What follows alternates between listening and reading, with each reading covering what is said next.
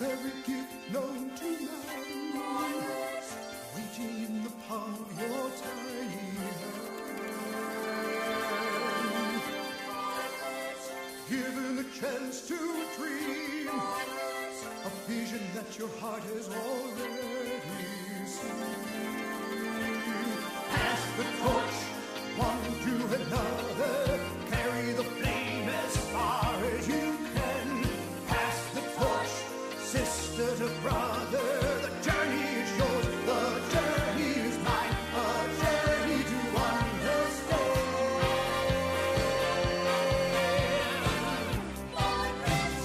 Holding on to the key, ready to unlock your destiny.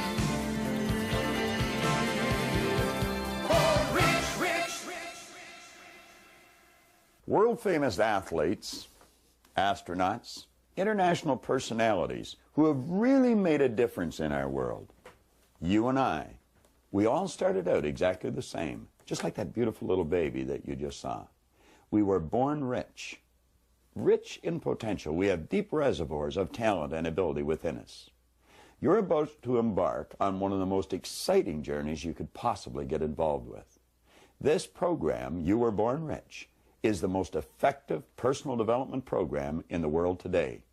It's been designed specifically to help you realize all of your dreams, live the life that you really want to live.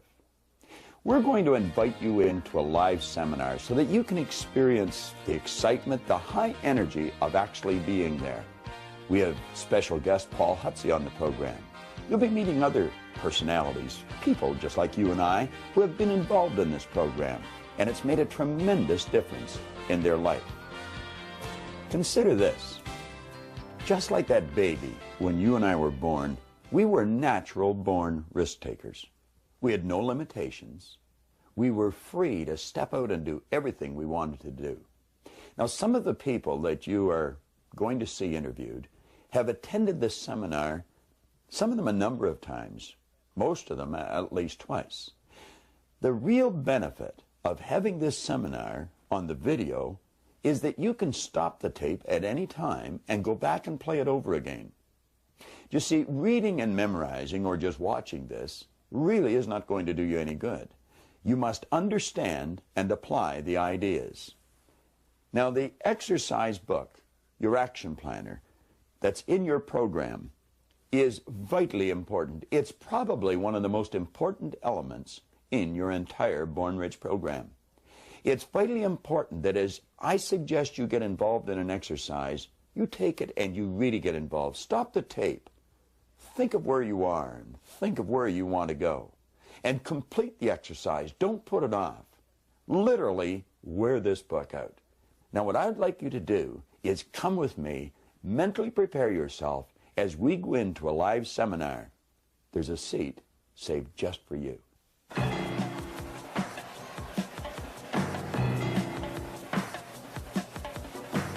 You are about to embark on the most exciting journey of your life.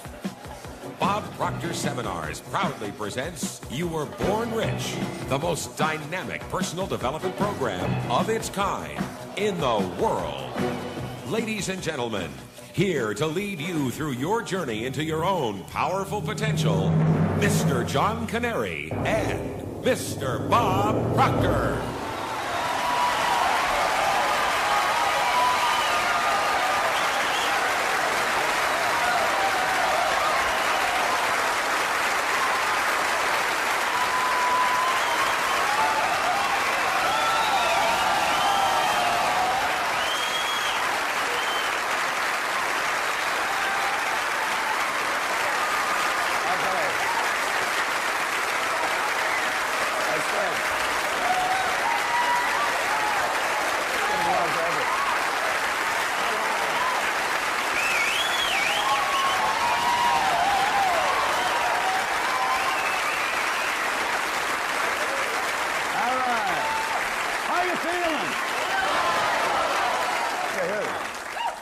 Can we do better than that, Robert? How you feeling? I'll tell you what I'm going to do, Robert. Could all the people on this side of the room just remain silent for just a moment? Let's just try this side of the room, see who wins this contest, okay? How are you feeling? Hold on, Robert. Whoa, my turn. Now, let's see whose side you're on here, all right? How do you feel? Sorry, old buddy. Looks like you won. We're going to get started with Robert. All right. Well, I want to wish you a very warm welcome to our seminar here today. And we've got a special guest who is sitting at home. And we're inviting that person into our seminar, and they're going to experience everything you're going to experience. I know many of you have been through our seminars before. Some of you have never been through our seminars. But I think you'll find if you keep your mind wide open, just sit back and relax, you're going to find it a pretty interesting experience. I've often mentioned that we never give anybody a brain hernia with the information we use. It's all very simple, and it's very, very effective. You know, I've spent a long time studying the subject of why we do what we do and why we don't do some of the things that we'd really like to do. And I've come to the conclusion that the two main elements in a successful, fulfilled life is motivation and education. And if we get a proper balance of motivation and education, we're going to find that we're going to be led into some very wise decisions that'll inspire us into some intelligent action, and we will live a very, very fulfilled life. What I would like to suggest you do is flip to page 2 in your action planner.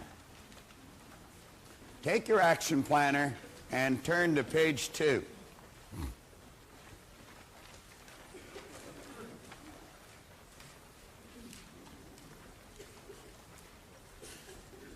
You know, some time ago, John Canary gave me a little piece of literature about getting out of the comfort zone that was written by Bob Briggs in southern Florida. And there's some excellent information in here. Many of us are pretty comfortable in our life. We've got a reasonably good income. The mortgage is paid. There's food in the fridge. We've got a nice warm bed to sleep in. And everything seems to be floating along just fine. And you know, a person in that position could very easily think, why would I want to do anything to change this? Well, we have found that if your life is not going in one direction, it absolutely, by law, must be moving in another direction. And Riggs is talking about that here. He said many of us have established a comfort zone in our lives. We're just coasting along, taking the line of least resistance, just getting by. Now, he said this is a very common and understandable attitude. We've all worked hard to get to where we are, and it may seem a very good place to be. The problem with this is that once we stop reaching, stretching, seeking, and risking, we actually stop growing. Now, Riggs goes on to say that the comfort zone frame of mind is settling for what we are today. That may be fine today, but without continued growth, and I believe this is the key line coming up, we are now all we are ever going to be. Now, for me, that would be a fairly disturbing thought. He went on to say, if you're in a comfort zone, beware. The danger of a comfort zone is that it doesn't hurt, and it might even feel good. Many take that to mean it's a good place to be, but it's not. A comfort zone may be what is holding you back from real growth, real accomplishment, and your potentially exciting and rewarding future. Now, I've mentioned if we're not going in one direction, we must by law be going in another direction. You're either creating or you're disintegrating. Whenever we hear a person say, I like it just the way it is, we know that person is advertising their ignorance of a very basic law of life, because absolutely nothing stays the way it is. Now, if you'll take a look at the top of page 2, there is a concept there by Sidney Herbert Wood, and it's the test of an educated person. I think many of us have had a false concept programmed into our mind with respect to education. We, I think, have been raised to believe that education is going to school for a certain number of years and be able to correctly answer a series of questions. But you know, many people will go to school all their life and be able to correctly answer the questions. But then when it comes to getting out into the marketplace and really making it happen, they just don't know how to compete. Many are withdrawn. They don't even feel comfortable meeting or greeting a stranger. Well, Wood said the test of an educated person is, can I entertain a new idea? Now, I think you know, and I know, that if we're going to improve, we have to have a very open mind. I once heard that an open mind was being prepared to throw away some of our most cherished beliefs when a better idea comes along. Now, you'll find that the vast majority of people seems to back into the future, dragging all of their old experience with them. When they're confronted with a new idea, they ask, does it fit? If it doesn't, then they say it's wrong. Now, what we want to do is ask ourselves, would this new idea improve the quality of my life, or would it get me going in the other direction? Can I entertain a new idea? Today and tomorrow, you're going to be asked to entertain many new ideas, but every one of the ideas that we're going to share with you are going to be positive, they're going to be creative, they're going to be constructive, and they'll definitely improve the quality of your life. Then we see the second one, can I entertain another person? Now, there's many people that would feel totally uncomfortable walking up to a stranger and just saying, hi, how are you today? Pleased to meet you, Jan. Now, do you know some people, when it comes to meeting a person, their head is down, their hand is wet, they're shaking inside, their heart is pounding, and they only do it because they really have to. They would just as soon pull away from the new person. Now, that individual has not learned very much, if anything, about themselves, because we should feel totally comfortable meeting anyone, anywhere, at any time. And then he asks, can I entertain myself? Well, you know, many people are not able to entertain themselves. I spent half my life not being able to entertain myself. I always had to be around someone else. It was always, come on, let's have a party. I absolutely hated being alone. And that was because I really didn't like myself. Now, I have found through studying the ideas that we're going to cover here over the next couple of days, we can develop into very interesting and reasoning companions. Most of the time that we live, we do spend with ourselves. And you're going to find that some of the very best conversations you ever have are going to be with yourself. I get so excited about some of mine, I talk right out loud. That draws, a strange look from people from time to time. But you get such great ideas going in your mind that you just can't help it. Now, here in the first paragraph, we say that this program, You Were Born Rich, is based on the premise that you have rich resources lying dormant within you. I have heard many people laugh when they take a look at our program or take a look at the title of the book, Born Rich. You see, they think that means that you've been born into great wealth. Some people are, but some people are not. But everyone, without exception, has been born with tremendous resources lying within them. We've got deep reservoirs of talent and ability. And through following right rules and natural laws, we're going to find that we can draw that potential to the surface and we can bring it to bear, and it will cause the manifestation of prosperity in our material world. Now, in almost all the seminars that either John or myself does, we take and we put an R here in the board. Now, what I would like to suggest you do is you let that R represent the results that you're getting in your life. Now, there's three areas that we're going to suggest that you focus on. One is happiness, one is health, and another one is material wealth. Now, when I first started to study this material, I was not happy, I was not healthy, and I definitely was not wealthy. I had a chap sit down with me, and he saw something in me that I obviously wasn't capable of seeing in myself. His name was Raymond Stanford, Raymond Douglas Stanford. In fact, I named my son after him, Raymond Douglas Proctor. And Ray looked at me and he said, Bob, let this here represent results that you're getting in your life. Then he asked me if I thought he was a happy person, and I said, yeah, thought he was. He said, have you ever seen me sick? And I had to admit I hadn't. He said, have you ever seen me when I was broke? And again I had to admit I hadn't. Well, he proceeded to tell me that he thought I was one of the most miserable people he had ever met. Well, and you know it was true. I was an unhappy human being. He said, you're always sick. Now, I didn't have a terminal illness, but I always had a headache or a cold or a backache or something. And he pointed at the area of money. He said, you're always broke. He said, you're forever trying to hit somebody up for a couple of dollars for gas. Now, if I was to put this in proper perspective for you, I was earning $4,000 a year at the time, and I owed $6,000. So do you see, I wasn't really interested in being happy or healthy at the time. I figured if I could just get this money problem straightened out, everything was going to be great. He proceeded to tell me that there were certain laws governing happiness, and if you follow them, you can just keep getting happier and happier. That sounded a little foreign to me, but that was his opinion. And he pointed out that you and I have an ingenious system built within us to keep our body in excellent working order. And then when he talked about the area of money, he said, you know, he said there's exact laws governing wealth. And he pointed out, he said, this stuff cannot talk, but it can hear. And he said, if you call it, it'll come. Well, I can assure you, I was ready to yell at the top of my lungs. I mean, if there was anything I wanted, it was some money. I figured it would take the heat off for a little while. Ray suggested that I go out and buy this book. It's Napoleon Hill's book, Think and Grow Rich.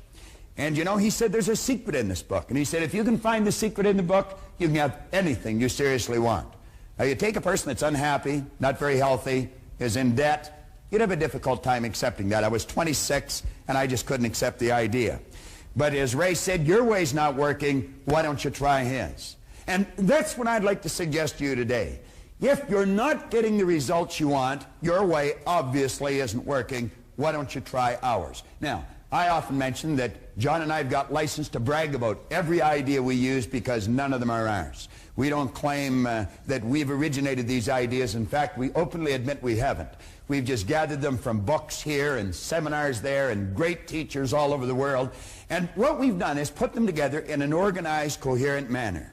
So if your way is not giving you the results you want, I would suggest that you take a real serious look at these ideas. Now, I looked for the secret, and I couldn't find it, but I found in one place here, he said a peculiar thing about this secret is that those who once acquire it and use it find themselves literally swept on to success with but little effort, and they never again submit to failure. What a marvelous promise. He said, if you doubt this, study the names of those who have used it, wherever they've been mentioned. Check their records for yourself, and you'll be convinced. Now, he lists upwards of 100 names here. He's got Henry Ford, William Wrigley, James J. Hill, George Eastman, Theodore Roosevelt. He goes on here, John D. Rockefeller, Thomas Edison, Luther Burbank, Woodrow Wilson. How could I relate to any of those people? I couldn't relate to them. But you see, in that first part, he said, check their names or check their records wherever they've been mentioned. So I did that.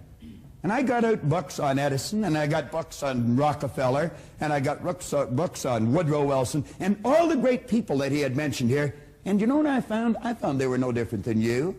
They were no different than me. Many of them had very little formal education, which made me feel fairly comfortable because I didn't either. Many of them had very, very rough roads to start on. But I found out we were essentially all the same. Do you know what was different? The results they were getting. And as I studied on here further, in his chapter on persistence, and he mentions that persistence to the quality or to the character of the human being is like what carbon is to steel, he said the only thing that he could find in Edison or Ford that he never found in everyone else was persistence. They'd get a hold of an idea and they'd stick with that idea. And I look back in my own life, and I never did that. I'd try something a couple of times, and if it was rough, I quit. I'd have people saying, oh, Bob, why don't you just give it up? I'd say, yeah, you're right, and I would. Now, you see, the people I was mixing with, they were losing too. I never stuck at anything. So I made up my mind, if I ever found this secret, I'd work it right until I died. Now, I did find the secret.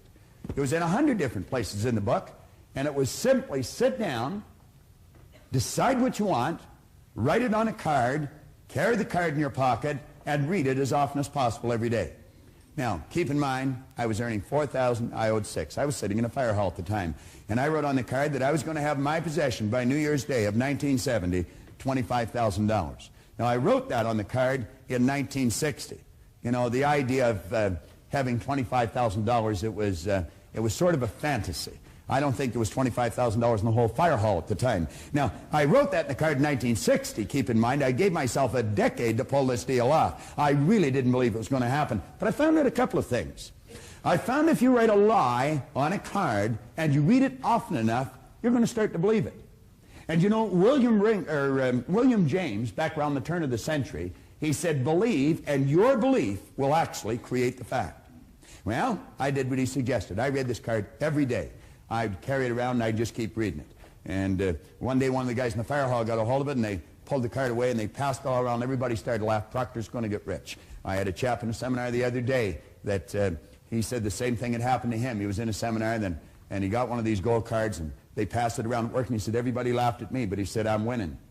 Now, I didn't read the card in front of anyone any longer, but I kept reading it. I'd go to the bathroom, and I'd sit in the toilet and lock the door, and I'd read the card. Or I'd be driving down the street, and I'd come to a traffic light, and I'd haul the card out, and I'd read it. Now, something very funny happened to me. 1 year later, I was earning $175,000 a year. Now, that's an enormous change, and it went well beyond $1 million in a year. Now, that was not supposed to happen. See, everything I'd been taught since I was a little boy indicated that if you don't go to school, you can't win. If you don't have business experience, you can't win. I had not gone to school. My second month in high school, they asked me to leave. I'll never forget how happy I was when they made that decision. Yeah. As I look back, they were probably much happier than I was when they made that decision. But here I was. I was 16. I had very little knowledge. I had absolutely no skills. And at the very best, my attitude was poor. What chance did I have? I really didn't have any, but I didn't know that. And so I just bummed around from job to job, in and out of the Navy, in and out of factories, in and out of bars, mostly in and out of the bars, until I was 26. Here I was at 26 when Ray sat down with me. I had very little knowledge, absolutely no skills, and my attitude had not improved greatly. But he introduced me to this idea, and I found that it doesn't matter what's happened in the past. You may not have a colorful background, and maybe you have.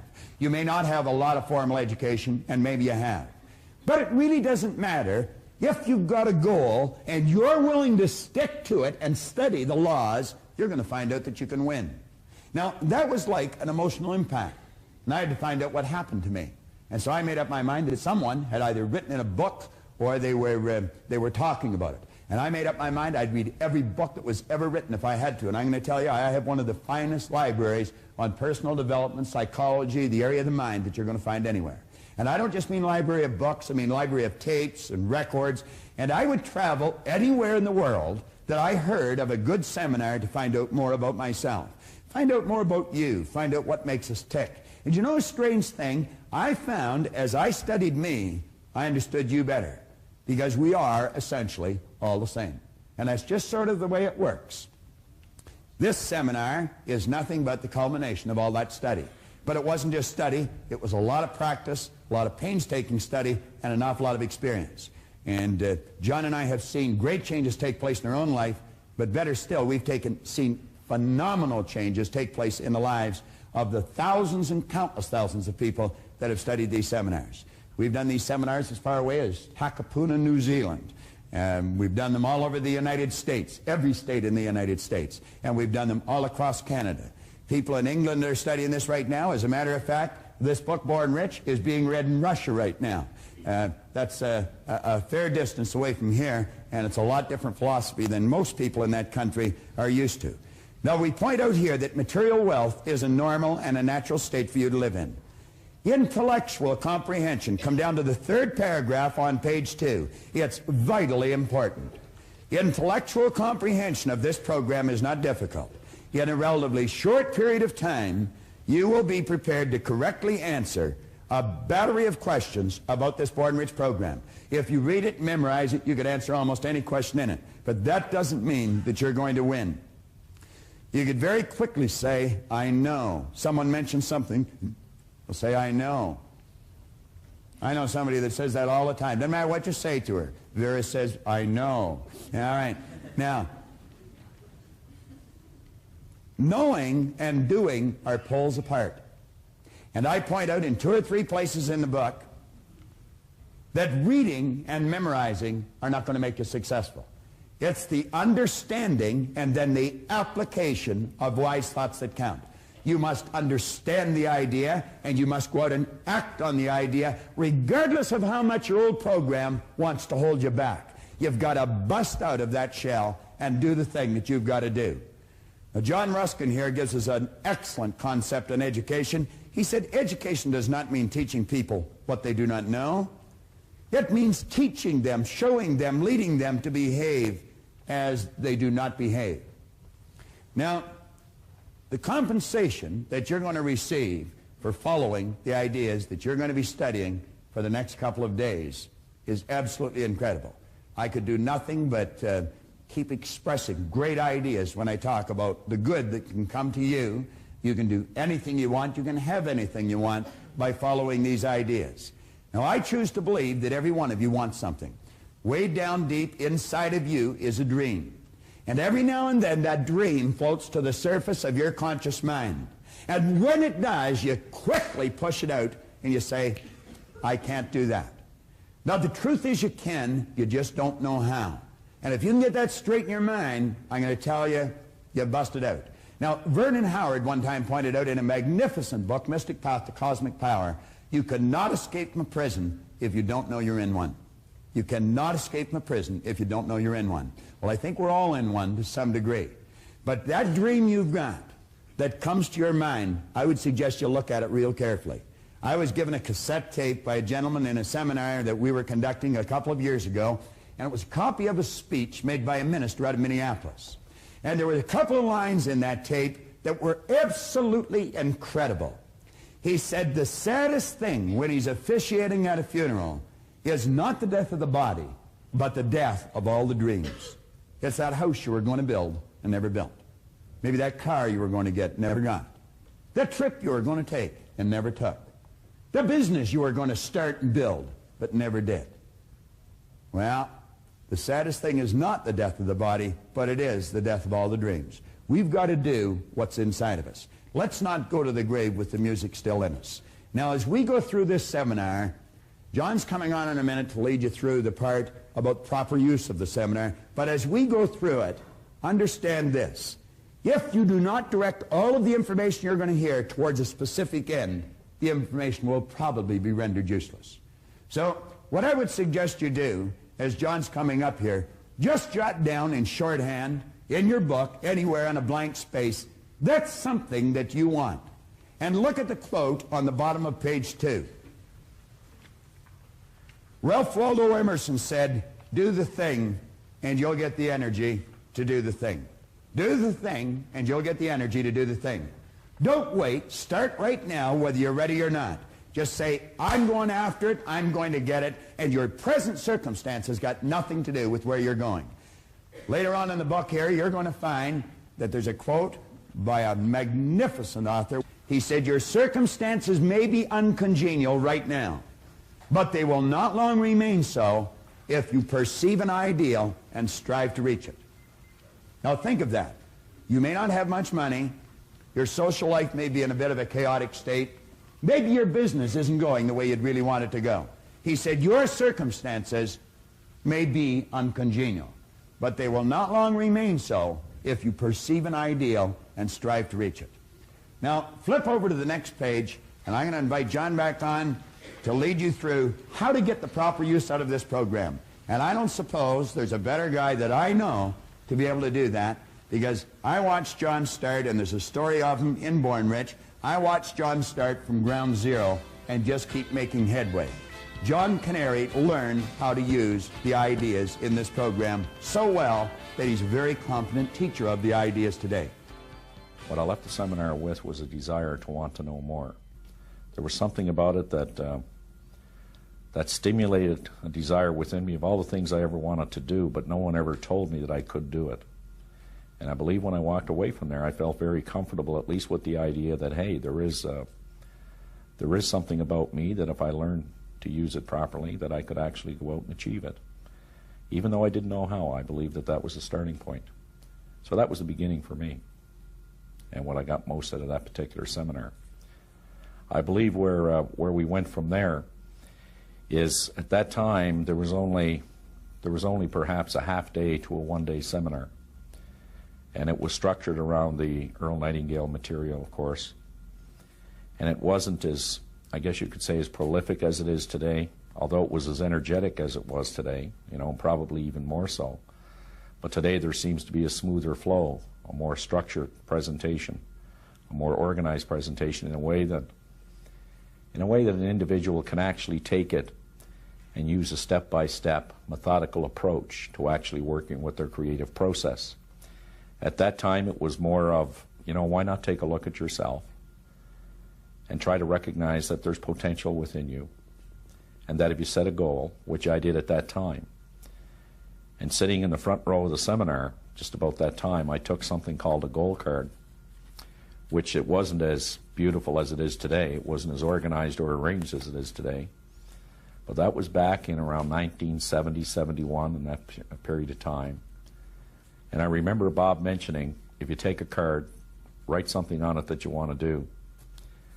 And if you read it every day and do the best you can every day, you're going to achieve it. Now, I don't know how many people that day, you know, wrote something on a card, but I would say most of them were actually writing something out.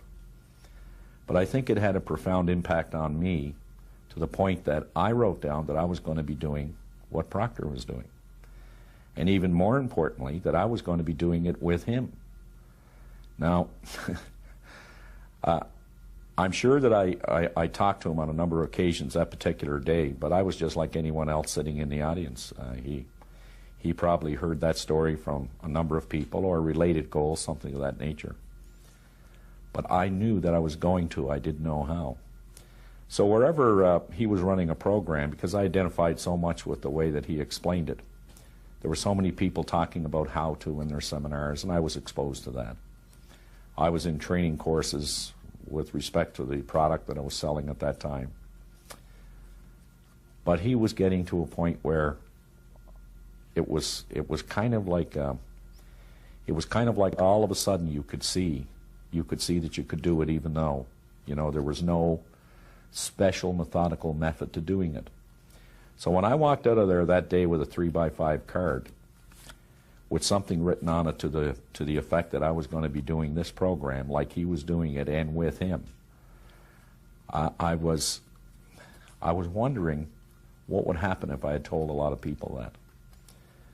Well, I didn't bother telling anybody, but I kept going back to every seminar that was being conducted, no matter where it was. If it was in Chicago, in Toronto, if it was in London, if it was in Kingston or Montreal, that's where I would end up. And I think that, you know, the fact that I was available so much and in every seminar, that Proctor began to wonder, who is this guy? And before long, he started calling me, and we started to develop pretty good relationship, pretty good friendship. The rest of that is history, of course. I've worked with every major company, people from every walk of life, from professional hockey teams, professional baseball teams, many major corporations, and have not regretted one day of it, as tough as it's been. So let's give John a real warm welcome as he comes on and lead you through that.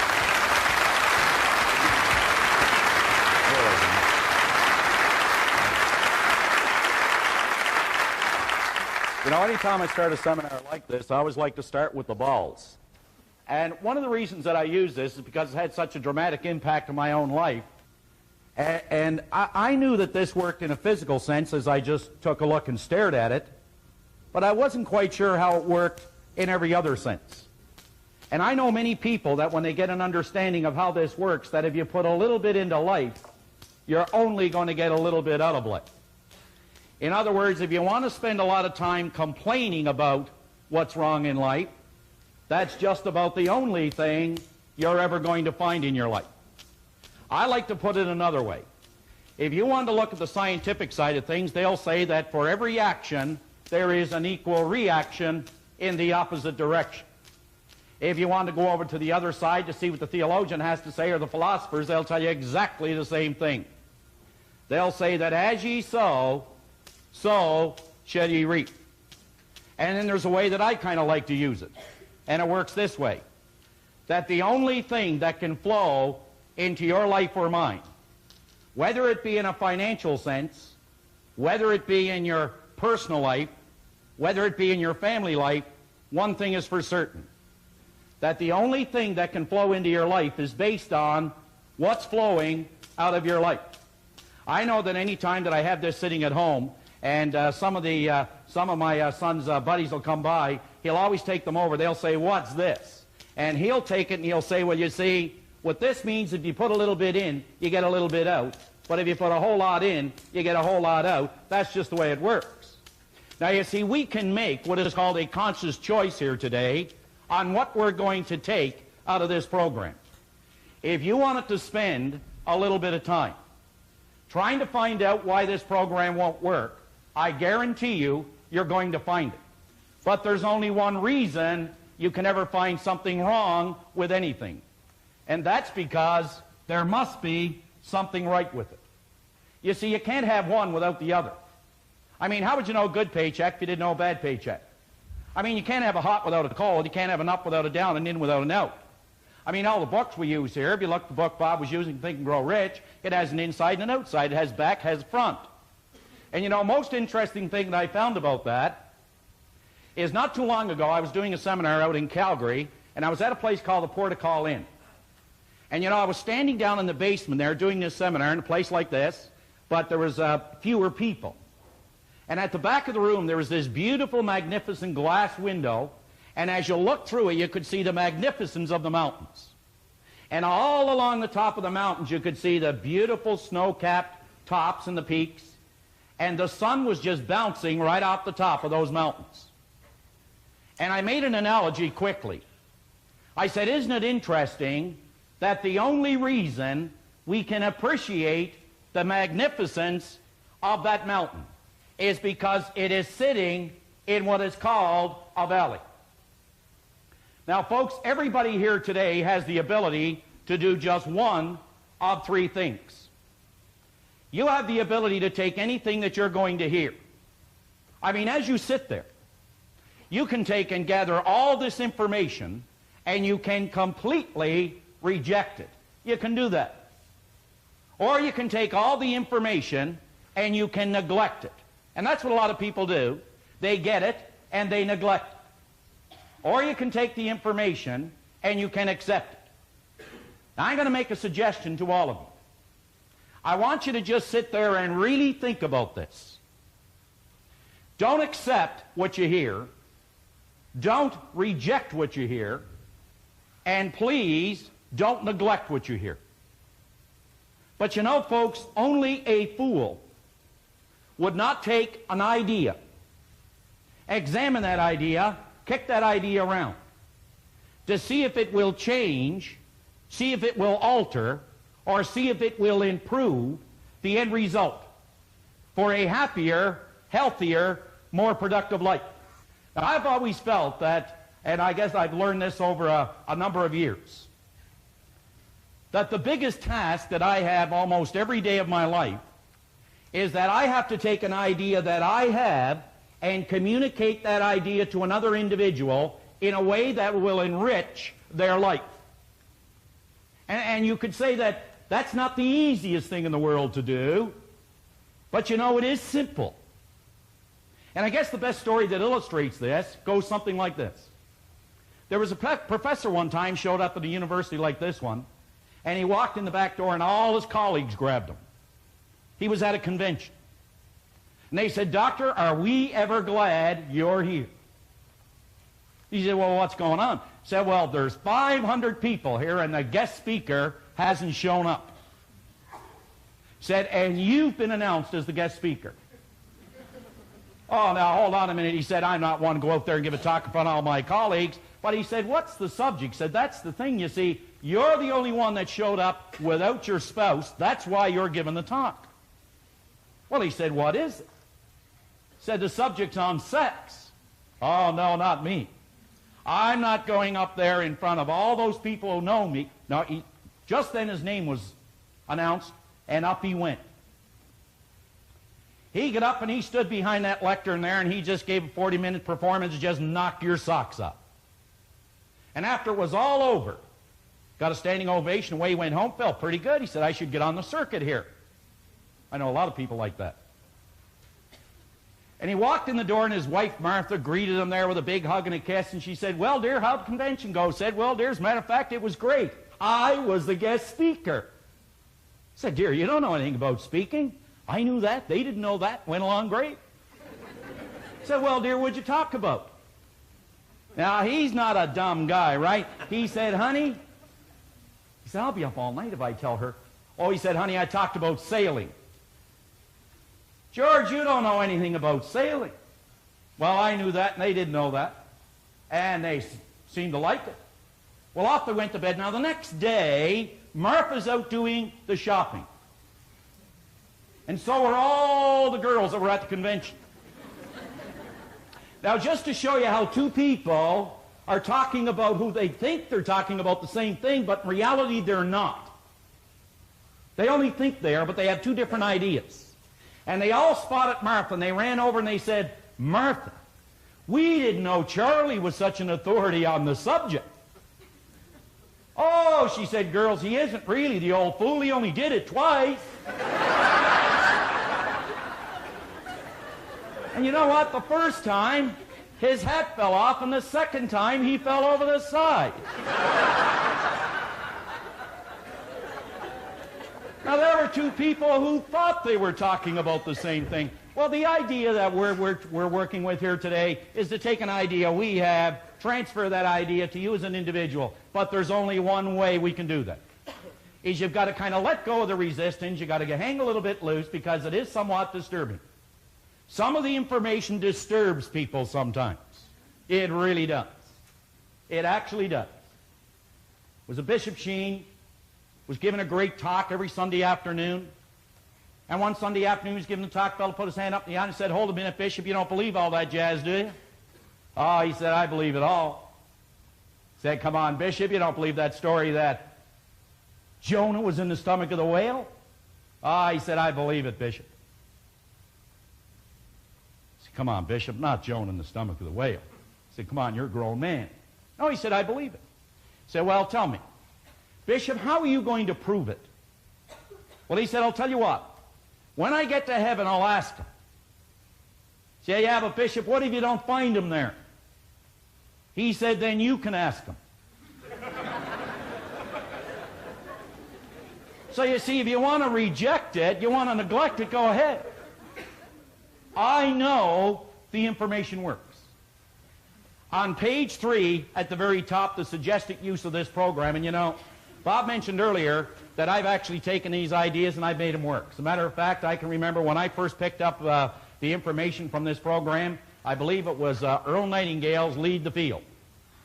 And I was given a suggested use of how to use that program, which took 5 minutes.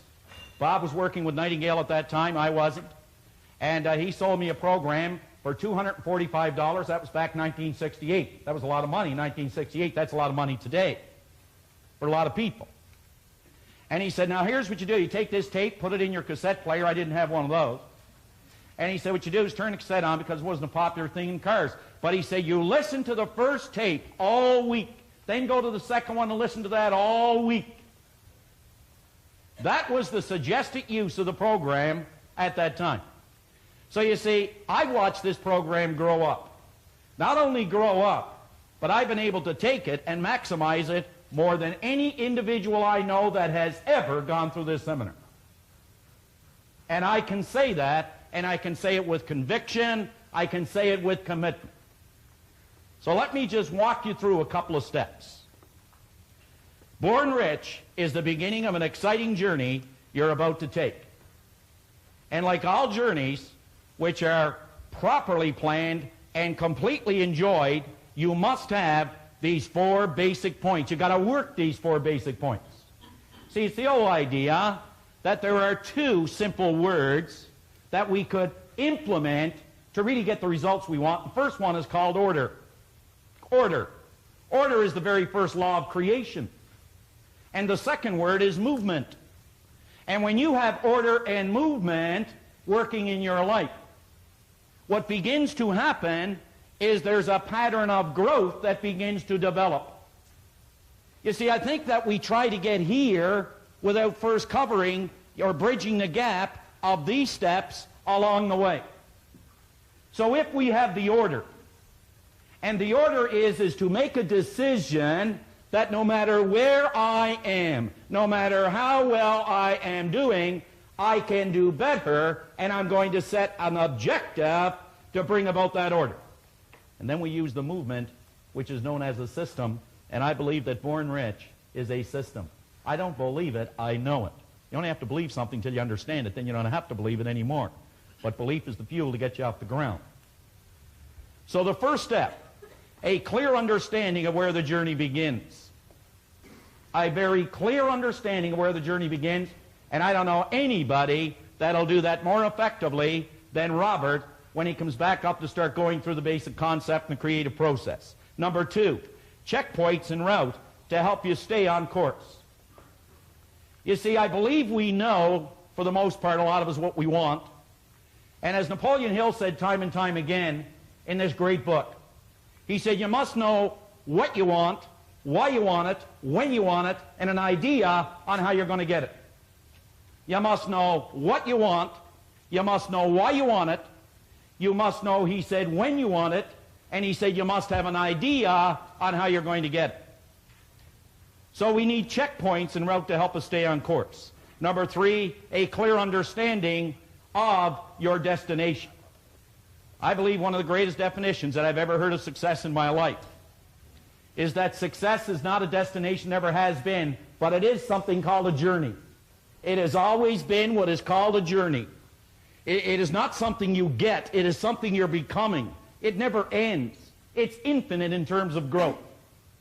And number four, a commitment. You know, I've spent a lot of time studying, as everyone else, books such as In Search of Excellence, In Pursuit of Excellence. I know when I look at Paul Hutsey, I think a lot about excellence. And you know, excellence is perhaps one of the most important words in your life. But one of the reasons for that is because Paul knew about excellence 20 years ago. His company, they published something called In Search of Excellence and The Pursuit of Excellence. But what does the word mean? I hear people say excellence in this, excellence in that. What does the word mean to you? Well, I'm going to tell you what the word really means. It means a commitment to completion. Folks, you never ever want to forget that. Excellence is simply a commitment to completion. The steps are not easy, but the understanding of the steps are easy. If you remember, it's a commitment to completion. That means completing the things around home. It means completing the things at your work. It means completing the commitments in your personal life. It's a commitment to completion. You will agree a person would be very foolish to tell themselves they are presently in Atlanta, Georgia, and their destination is Dallas. If, in fact, they were actually in Calgary, Alberta, with Dallas, Texas as their destination. Do you know how many people that are trying to set a goal, they don't know where they're at, consequently they don't know how to get there? Unbelievable as this may seem, this is the classical error millions of people make philosophically with their lives. They are not completely honest with themselves when it comes to recognizing where they presently are. Where they presently are. Honest answers to every question and serious consideration to every exercise and suggestion will clearly indicate 3 points. And this is what this program is about, is these 3 points. Where your journey begins. That's number one. Number two, the mental adjustments that must be made. The mental adjustments that must be made. Let me give you an example. Anytime working with a young person, I just love working with young people. They only have to understand what a mental adjustment is, and they'll make it quicker than you and I. Are you aware that your kids, they only have to what is called make up their mind. You and I have to change our mind. We can teach them how to make a mental adjustment, and here is the major mental adjustment that all of us have to make. Simple one. You must regard all adversity. You must regard all circumstance, all conditions in your life. If you could look at it as though it were an investment in which you can attract and learn more about growth in your life. It's an investment only. What a difference we'd find in everything that we do. And number 3, approximate time it will take to complete the journey. The approximate time it will take to complete the journey. Now, before you become immersed in your Born Rich program, form the attitude that this program has been prepared especially for you. This is for you. This is not for me. This is not, it's just not for me only. It's not for Bob. It's for you. Especially prepared for you. Imagine that the author, that the speaker is a clear, personal friend whom you have chosen as your mentor. I wonder how many of us have a mentor. I always say when a program ends, it's the beginning. It really is. It says, make a commitment to yourself that you will follow every instruction necessary to alter, and you're going to hear this word so often, to alter your old conditioning. Now I want you to think, what is old conditioning? Do you know, any time that you get these buried pain remembrances, these nagging little things that grab us when we're trying to do something, or that tell us we can't do it, why we can't do it, and all these things that are just kind of like grabbing at us, these doubts and worries, that's your conditioning. You know, I'd give anything if a person would just grab hold of one idea. This one simple idea. Any time that you get feedback telling you why you can't do something, if only, folks, you could remember it's not a reflection of your potential or you as a person, but it is a reflection of your conditioning. I'd give anything for a person just to understand that. When you get that old feeling that you can't do something, you can only remember it's a reflection of your conditioning and not a reflection of your potential. Now I want you to think about this. Everybody is familiar with the great Bruce Lee, perhaps the greatest martial artist that ever lived. And you know, he was also a great teacher. And very often they'd come to him and they'd say, could you tell us, Master, how we could be a great martial artist like you? Now he would take them out into a little gym and he would go through some of his moves. And what he was doing is he was trying to find out where they are. Because he said most people had the wrong information about martial arts. Just like many people have the wrong information about this word, success. This word success, this progressive realization of a worthy ideal. And after he'd take them through the little exam, he would sit down at a table, he'd put them on one end. He'd sit on the other end. And he'd put in front of them a glass of Coke. He'd say, I want you to look at that and let it represent. Think about it now. He said, I want you to let this glass of Coke represent your knowledge. This is what you know to be the truth. And he said, I want you to let this clear water represent what is the truth. This is my knowledge. This is what I've learned. And he said, this is what you want from me. This is what you want. I want you to think about one step here. How often have we looked into the lives of other people and we see things that we truly admire? We look at maybe their person, what I'd give to be like that individual. We look at what they have and we say, what I would give to have what they have. We look at what they do and we say, what I would give to do what they do. Folks, if we only knew, what we're looking at are nothing more but our own rejected thoughts. They accepted thoughts that we have rejected. So this is what Bruce said. I can't give you my knowledge because, you see, there's too much of yours. However, he said, if you are prepared to let go of yours and make room for mine, then we can work together. But as long as you hold on to this, I can't give you this. Think about it. Are you prepared to let go of what you've learned? And by that, I don't mean to just cast it aside, but to examine it. And to take a new idea that you will hear in 2 days here. A new idea. And to examine that idea, entertain that idea, to see if it will change, alter, and or improve the end result for a happier, healthier, more prosperous life. If you're prepared to do that, this program will really, really work for you. Will really work for you.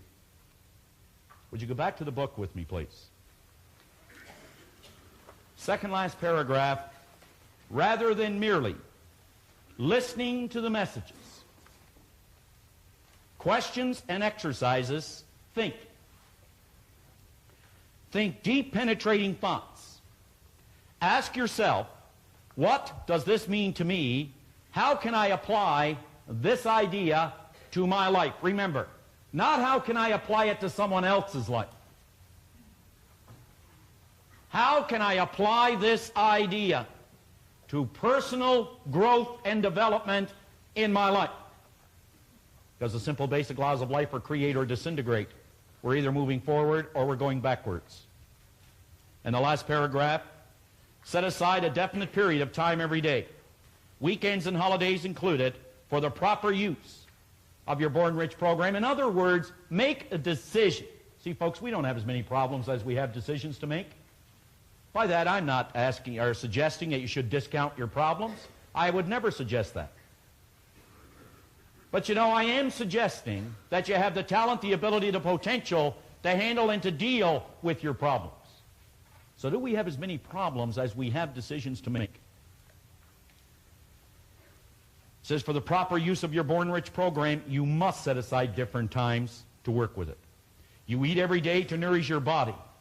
Look at your Born Rich program as a form of healthy nourishment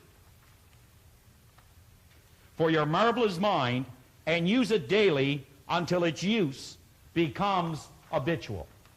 Until its use becomes habitual.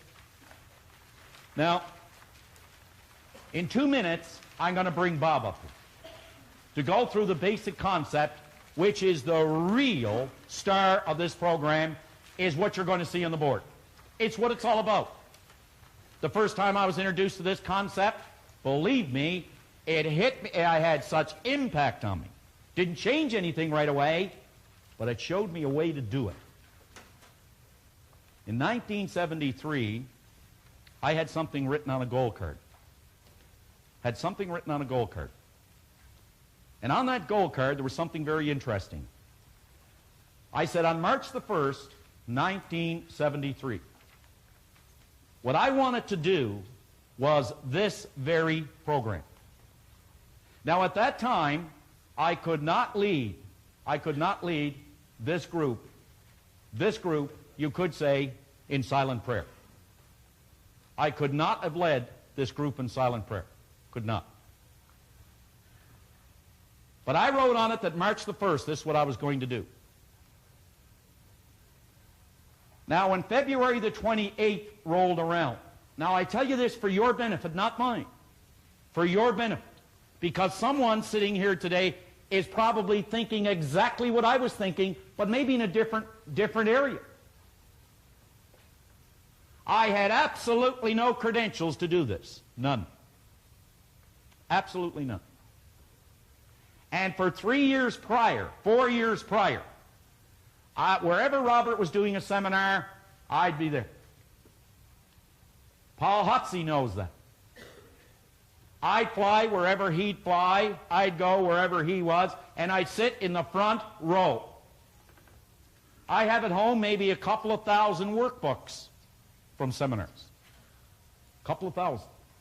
Notes all through them. Some of them can't even read them anymore.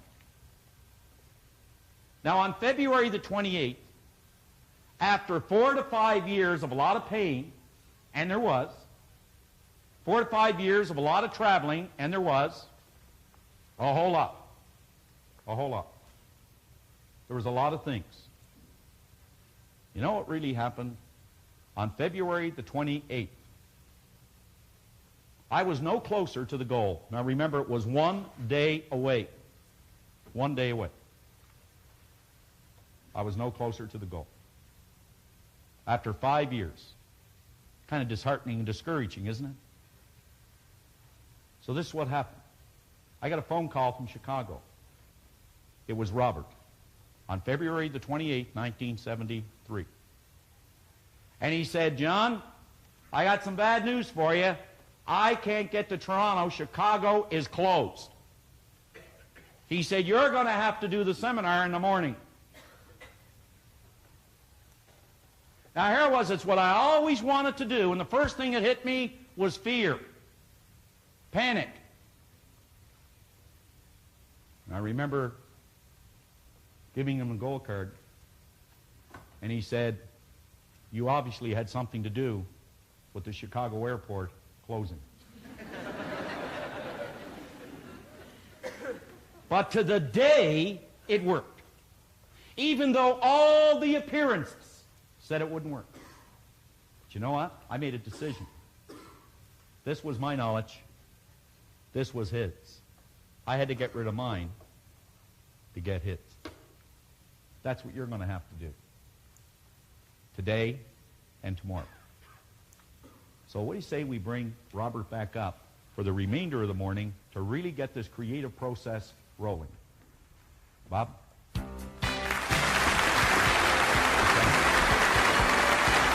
So what do you say we bring Robert back up for the remainder of the morning to really get this creative process rolling? Bob?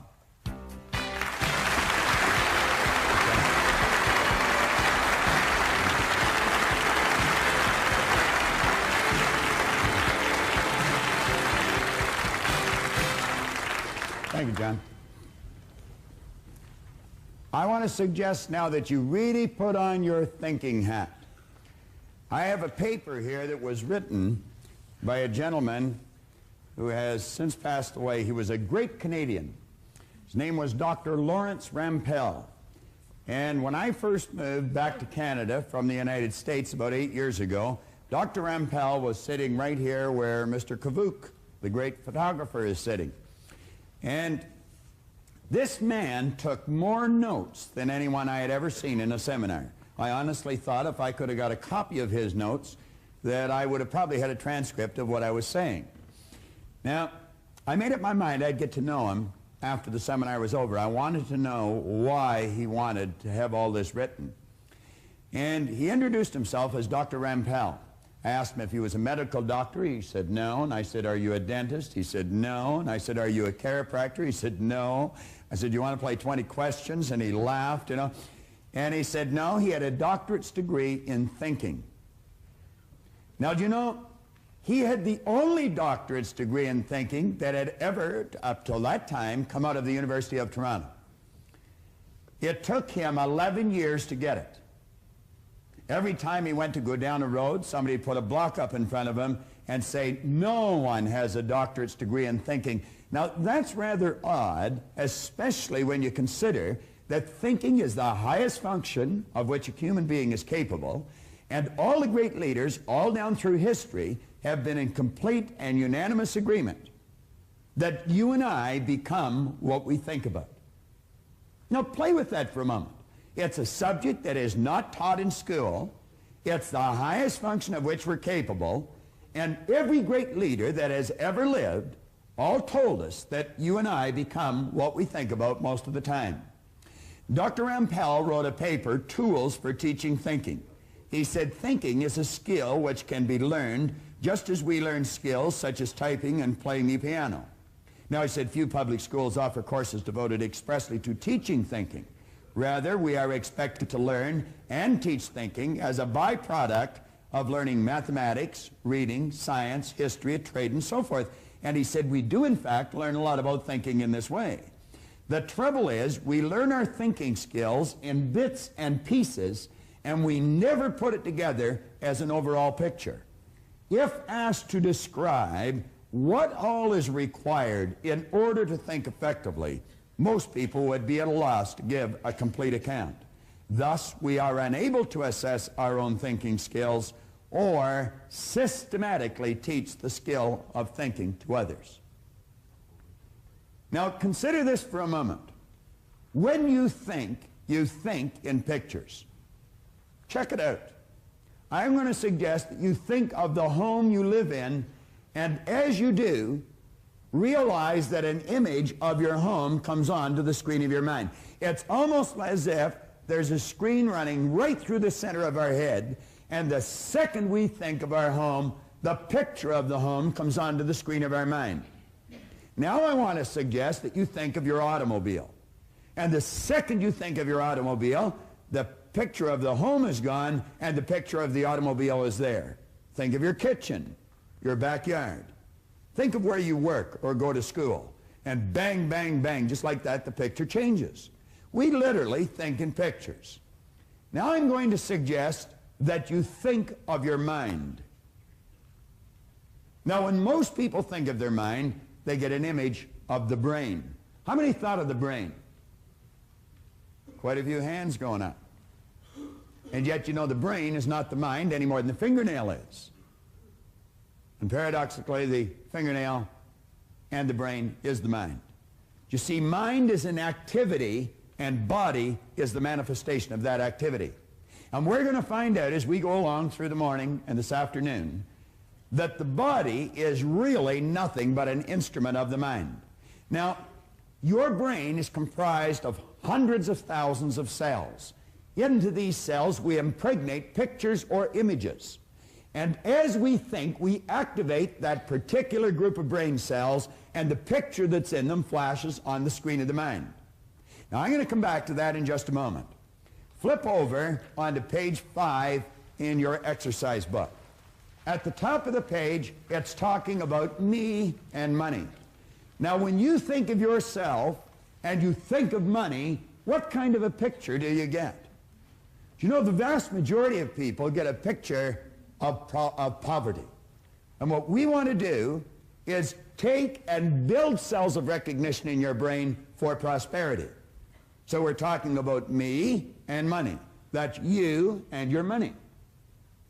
Now we say the program was written in the sincere hope that it would lead you. And that's all we could do is lead you. It's like Dr. Billy B. Sharp in Chicago. He said a person will not believe something until they discover it for themselves. So we just actually want to lead you to this new awareness. Well, we want to lead you to the many discoveries that lie within you. And we're going to do that through the repetition of prosperous ideas. What we're going to do is tell you one thing 10,000 times and 10,000 different ways. And we're going to cause pictures to fly on the screen of your mind until you get a clear picture of greatness and prosperity locked up within you, because that's what they're, regardless of whether you understand that or not at this point.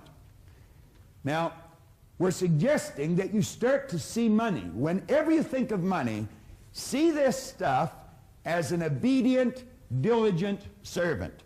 You're the master, it's the servant. And don't ever get that equation reversed, or you're going to find yourself in very, very deep trouble. You can use this to provide service far beyond your own physical presence. If you and I had no money, we'd still be able to provide service, but the service that we provided would be confined to our physical presence at any given place or any given time. However, if we had some money, we could provide that service far beyond our own physical presence. So let's make certain that we get that programmed into those cells properly. Now you come down a little further, we're going to say here that lack and limitation can only exist when we make room for them in our mind. But prosperity consciousness knows no lack and it knows no limitation. Now, I want to suggest that you resolve to just completely take the lid off your marvelous mind. Just blow it away. And let the greatness start to flow around in there. Now, flip over to the next page. When we start thinking about money, and we start thinking about ourselves, as I suggested, we get images on the screen of our mind. Now, on page 6, we say throughout your entire Born Rich seminar, your attention is directed at the importance of your mind. The type of thoughts and ideas which occupy your consciousness are of paramount importance in developing prosperity in your life. Your mind is either in an orderly or a confused state. Order must prevail. John mentioned that a little earlier. Order and movement are what necessary. Well, we start with the order. So we say order must prevail in your mind if you ever hope to see it manifest in your material world. Now, you want order in your material world. That means meaningful relationships. That means prosperity and growth in our business. It could mean all kinds of things that are good, but they all have to start in here. Everything starts in our mind. Well, if we're going to have order in our mind, we must have an image of our mind, and most people don't have. So what we're going to do as we go through the seminar is build brain cells. Now, that may sound a little strange to some of you. You may be sitting there and thinking, well, this is ridiculous. How can I build brain cells sitting watching this box? Well, I can assure you that you can, and I'm going to convince you very shortly that you're able to. Now, what I'm going to do, I'm going to use different examples as we go through this seminar, and each one of these examples are real, live examples, every one of them. This is a letter that I received on February the 18th, 1986. It came from Joanne White. She was the regional administrator to the vice president of sales for the Metropolitan Insurance Company in Kansas City. Now, Joanne was in a seminar there in January of 1986. This letter is dated February of 86. And when Joanne came to the seminar in 1986, she told me a fascinating story.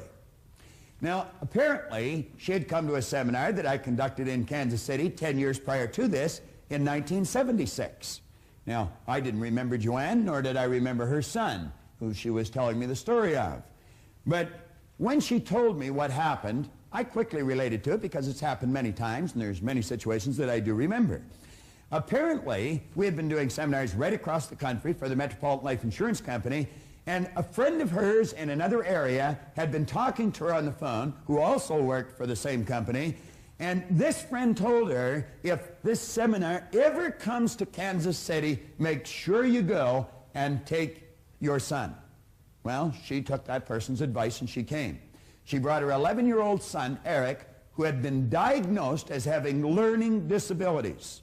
Now, keep your mind open here, folks, because this is real. It happened, and it can happen to anyone.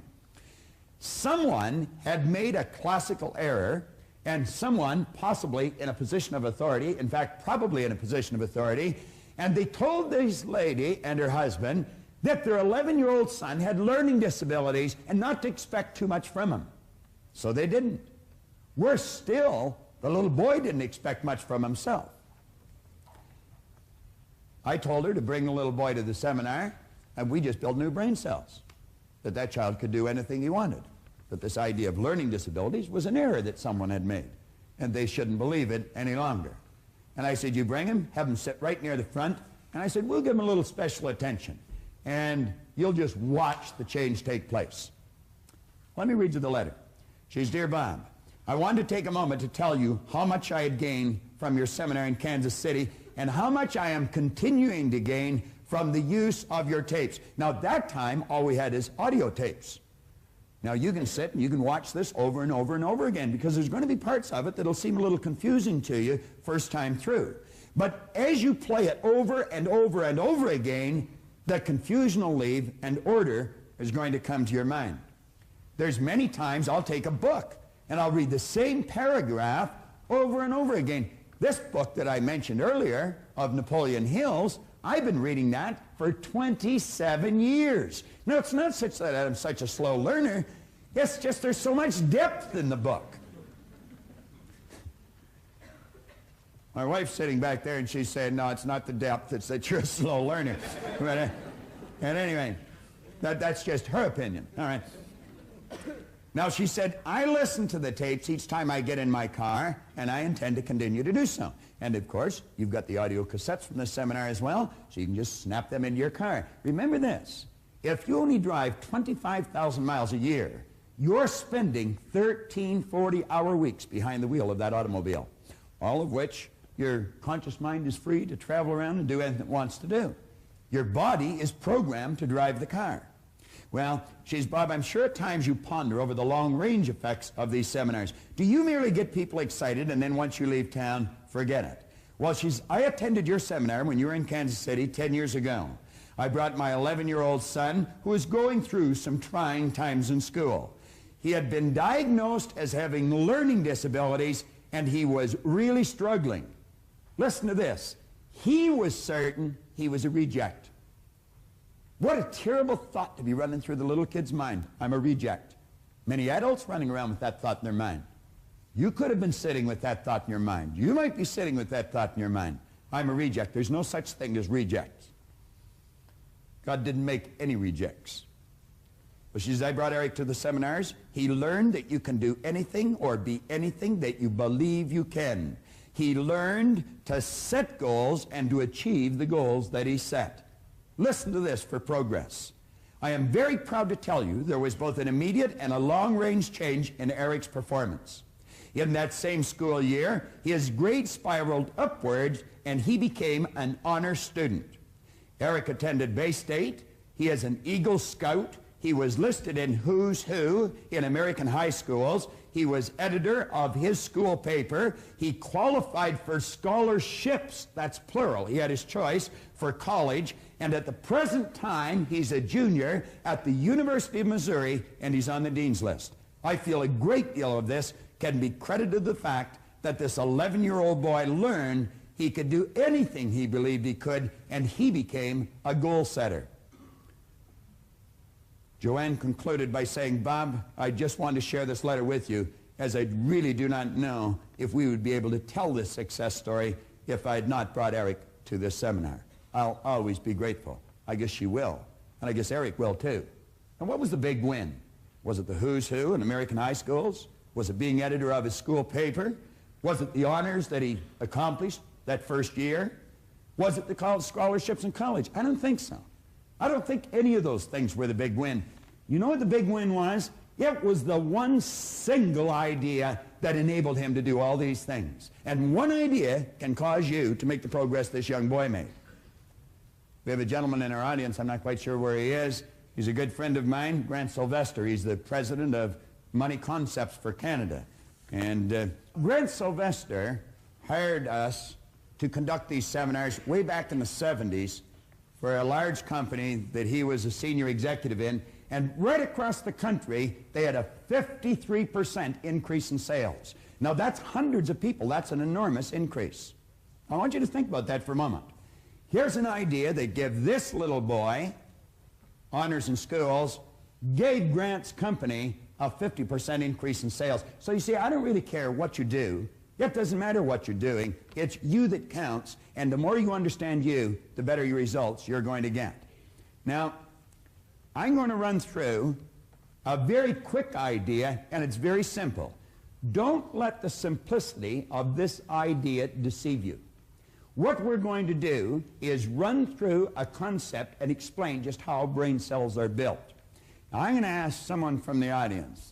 Nino, you're a good friend. Come on up to the front here for a moment.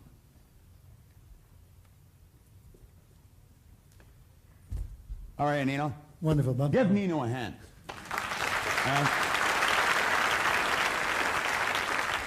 And if you're sitting in your office or sitting at home, I want you to meet one of the best managers I know. Thank you. And I mean that sincerely, and I'm not just saying that to flatter Nino. I'm saying that because of the results that I see as people get.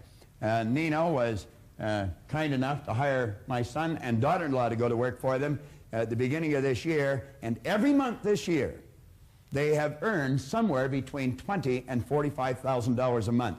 Now, you don't do that if you haven't got a real good manager drawing the best out of you. Management is the development of people. It's not the direction of things. So Nino's a very good friend of mine. Now, Nino, I want to ask you a couple of questions. I'm going to do something. What I'd like you to do is hold out your hand like this. All right? Now, I'm going to ask you to close your eyes. Now, I would like you to look at that. I want you to see what that is. I don't want anybody to say anything. I'm going to put it in Nino's hand. You just close your eyes, Nino. I'm going to put this in your hand, and I want you to feel it. Close your hand and feel it. Now, Nino, tell me what that is. It feels like a piece of metal. Well, move your fingers around it and tell me what kind of a metal. What would you use that for? I would imagine to open the door. To open a door. What do you call a piece of metal that opens the door? A key. This guy's a real ham, and he put him in front of a camera, and I'm telling you, he'll take it away. You guessed it right, Nino. You win one of our cassette tapes. That is a key. All right?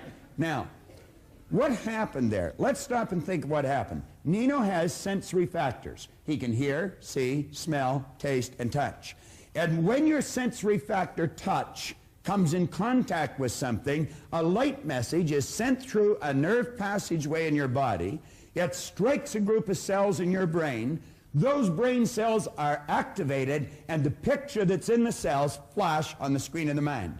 So although Nino was not looking at this, which is a sensory factor, and it'll work that way too, he was touching the key, and that triggered the image on the screen of his mind. Now what I'm going to do, I am going to show something to Nino, and I'm going to ask him what it is. Nino, I would like you to tell me what that is. A pin. A what? Pin.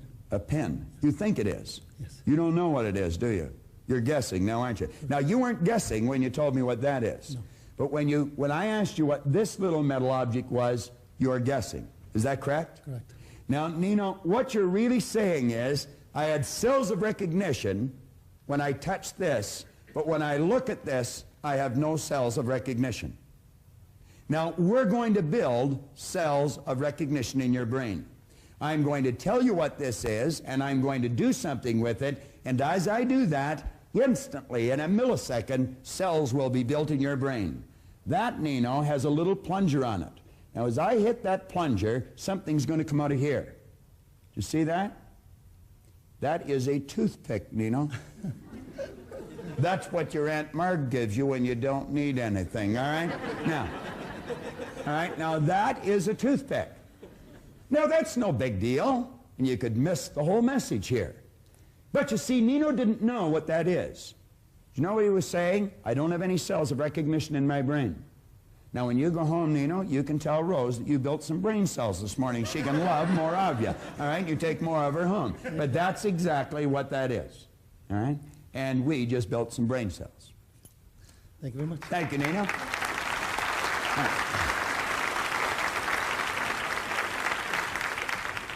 Nino Spizzeri is, without question, one of the greatest real estate sales managers I've ever met. And you know, I told Brian something, and I'm going to tell you something. Whenever you go to do something, make certain that the people you surround yourself with are very successful.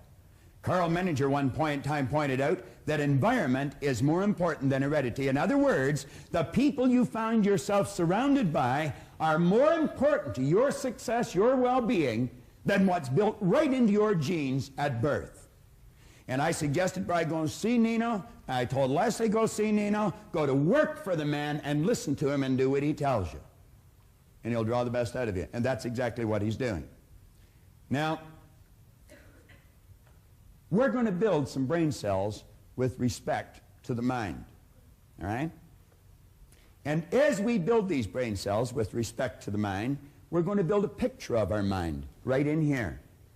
And then as we get that picture in here, we can start making headway and making some of the adjustments that John talked about in the proper use of the program.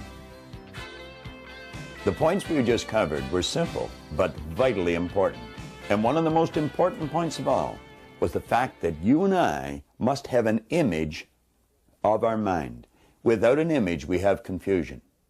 So that's very, very important. Now, I would like to introduce you to someone who I wrote about in Born Rich, Heinz and Donna Dawes. They came to the seminar, and their circumstance was doom and gloom.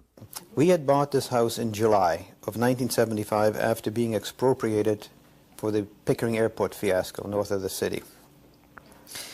And almost every evening I would come home and I would be extremely negative, started to take out my frustrations on Donna because the mortgage payments and everything else was more than what we expected.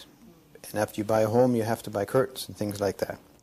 from 7:30, I believe, until 10:30 at night. I would probably say during those 3 hours my life changed totally. Because from an almost decision to having to sell this house to 3 hours later to having a target of having a Cadillac paid for in 3 weeks, that is a tremendous change. An important point here is that Heinz Dawes had been an insurance agent for 15 years. He had great information. He had heard many motivational speakers, but he was still at the financial point where he was going to have to sell his house. Heinz's problem was confusion. He did not have an image of his mind, and that's what made the difference. Unfortunately, a lot of those, if you want to call them motivational speakers, are geared on a very narrow, specific point. And yes, it may give you an immediate shot of adrenaline, but very quickly wears down, because you are not given the understanding of how it works. If I know how something works, as opposed to simply being told blindly as to how to do it, I have a different understanding. So that was the difference? Yes, the very easy, understandable way that Bob explains how the mind works, how you control the mind with your thoughts, and how the results are obtained.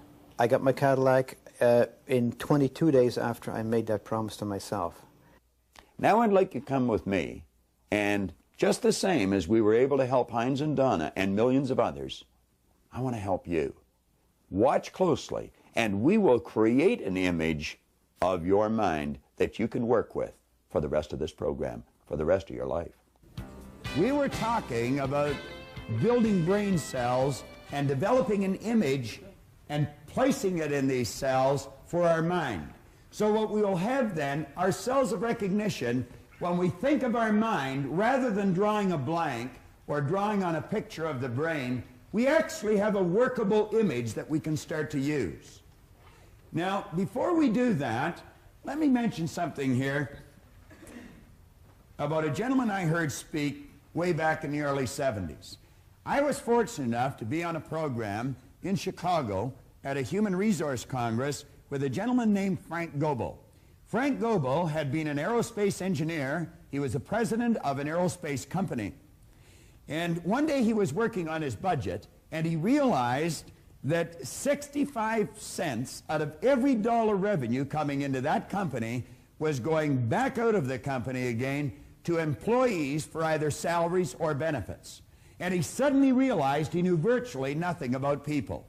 Here he was spending 65% of all the revenue on something he knew virtually nothing about. He said, I knew an awful lot about engineering, and I knew a fair amount about aerospace, but I knew very little about people. And so he said that he decided he would study some psychology, and fortunately for him, he ended up collaborating with Abraham Maslow. Now, Maslow made a breakthrough, the like of which is maybe only made every few thousand years. He had come to the conclusion that you and I have infinite potential. He's written a paper. He went on, he left aerospace engineering, and he went on to start the Thomas Jefferson Research Center out in Pasadena. In a paper called The Productive Person, Goebel wrote, by nature, you and I are alike. By practice, we get wide apart. There's the difference in our results again. Now, he said the difference between the most dissimilar characters, between the real achievers and the non-achievers, for example, seems to arise not so much from nature as from habit, custom, and education. He went on to quote William James, who concluded that we use a very small part of our real potential. And James said that most people live, whether physically, intellectually, or morally, in a very restricted circle of our potential being. We make use of a very small portion of our possible consciousness and of our soul's resources in general. Much like the person who out of their entire bodily organism would get into the habit of using and moving only their little finger. I want you to think for a moment, if you had a child and that child was laying perfectly still in its crib, and the only part of its body it was ever able to move was its little finger. I'm quite certain that you would probably beg, you would borrow, and if you had to, you would steal to find out what's wrong with that child. But isn't it strange that a human being can stop growing mentally at a very early age and it can be virtually ignored? This is, without question, one of the most important subjects we can go to. I want to refer back to something Napoleon Hill wrote again that caught my attention when I first read the book. He pointed out in here, somewhere in your makeup, there lies sleeping the seed of achievement, which, if aroused and put into action, will carry you to heights such as you may have never hoped to attain. Do you know, as I think of this and as I read it now, I'm doing things today that 27 years ago, if anyone had suggested, I would have thought they were hallucinating. I take a look at my paycheck today. It's so completely different than it was when I first started to study this. In fact, the same people that used to pay me $4,000 a year are now paying me $4,000 an hour.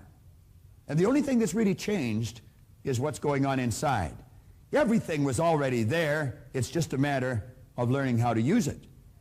Now, he said, just as a master musician may cause the most beautiful strains of music to pour forth from the strings of a violin, so may you arouse the genius which lies asleep in your brain and cause it to drive you upwards towards any goal you may wish to achieve. Now, I'm going to put a couple of marks on the board, and I want you to really think seriously about this. You know, human organizations, as we know them today, are not going to last much longer. And that is because we have built them on a false premise. These organizations have been built on the premise that you and I are physical beings, and we're really not. We are spiritual beings living in physical bodies. And we've been gifted with something called an intellect. And by learning to use the intellectual factors in our personality, we can tap into the higher side of our own nature and improve anything in our physical world. But you know, to the average person, that doesn't really make a whole lot of sense. And it may not make a whole lot of sense to you, as I just said it. But you're going to find, as we go along with this, and as we keep working with this idea, it's going to make an awful lot of sense to you. Now, I have found, when we start to study ourselves, there's only 2 points of reference we can go to. One is science, and the other is theology. There doesn't seem to be anywhere else to go. I have found that there are only 6 basic religions. Now, I spent quite a bit of time living and working in California. I think there's something like 4,000 religions in California, but everybody starts their own out there because there's tax breaks, you see. So, but you're still going to find there's just 6 basic religions, and they all teach us essentially the same thing. They teach us that we are non-physical beings. They may use a different word, but the concept is the same. Do you know, it's a strange thing. Most people don't even know much about their own religion, and yet they say mine's right and all the rest are wrong, and they don't even know what the others are. I have found that every one of them has the truth in it. We are non-physical beings. See, the truth is something like the center of town. It really doesn't matter which side you approach it from. When you get there, you're in the same place. Now, the other area that we might want to look at is science. Science tells you your energy. As a matter of fact, a DuPont scientist many years ago said that the electrons and the atoms of your body contain a potential energy of more than 11 million kilowatt hours per pound. Do you know that there's enough potential energy locked up in that thing that you're sitting in that we call a body to light up this whole North American continent for nearly a week? And then you'll hear people say, I haven't got any energy. What a ridiculous statement. That's all we are, is a mass of energy. Do you know this thing you're living in vibrates? It glows. As a matter of fact, there is an aura of energy around your body. That is the cells leaving your body. Your body changes at the rate of about 50,000 cells per second. And as the cells leave the body, new ones are created. And you know, you can photograph the energy leaving the body. Semyon Kurlian, way back in the early 30s, perfected a form of photography where he could take and photograph mass, and the rays of energy coming from the body would penetrate the camera, penetrate the film, and you'd actually catch it on the film. And you'd photograph the density and the color of it. I would imagine you're very familiar with this, are you, honey? That's right. And you know, as the image in a person's mind changes, the vibration of their body changes, and the density and the color of this energy changes, and changes dramatically. Do you know you've even got a mental faculty where you can start to feel that energy coming from a person, and you can determine the mood they're in very, very quickly. You can virtually read what's going on inside an individual. Now, as we study this, we're going to find that this side and this side is actually all hooked up. Think of this for a second. You see sitting here on the lectern a glass of water. Now, let's stop and think about this for a moment. We call that glass. It's actually energy. Because of the speed it's vibrating at, we call it glass. We call this water. That's what it is. It's water. But it's actually energy too. As a matter of fact, the ring that's hitting it is energy, and the finger that the ring is on is energy. Everything's energy. Everything vibrates at a different speed. But stay with me here for a moment. What we're talking about here is energy. Now, while the energy is in the vibratory rate it's in that glass, we're going to call it water. And we call it water because it's vibrating at a physical or a corporeal state. If you were to add heat to that energy that we call water, you wouldn't call it water anymore. Then you would change the terminology that you would use. It'd be the same energy, but it would be moving faster in a higher speed of vibration. Then we would call it steam or vapor. And we would call the energy steam or vapor because it's not in a physical vibration. It's now moved into what we call an astral vibration. If we were to continue to add heat to that energy that we now call steam, you wouldn't call it steam any longer. You would call it air, ether, or gas. And that's because it's not in an astral vibration any longer. It's moved into now what we call an etheric vibration. But every level, it's the same energy. Now, as we take a look at this, we're going to let these lines represent levels of vibration, or, as we more commonly refer to them, as frequencies. And you know, each frequency is hooked up to the one above and the one below. There's no line of demarcation where one stops and the other starts. See, every frequency, it's like the colors of a rainbow. As they fit together, there's no place where one color stops and the other starts. They're all joined together. Now, you're never going to see that with something you call sight. Sight is a physical sensory factor. You have to go to one of your higher faculties, and you develop this through understanding. You start to understand. So you see, the part of us that we cannot see and the part we can see is all the same. This is just the flip side of the coin of this. Spirit always manifests through its polar opposite. We have the ability right here to tap in to this great power that I choose to refer to as spirit, and we can tap in with an intellect, and we can cause this power to literally move into form, into something we call an idea. That idea must literally move into something we refer to as results. You see, both science and theology clearly indicate nothing is created or destroyed. The only thing you can do is cause it to change. Now, this particular program is about prosperity. And when we think of prosperity, money plays a very large role. But of course, so do relationships, and so does the health of our body. But let's go back and think about money for a moment. Now, when you think about money, money is really an idea.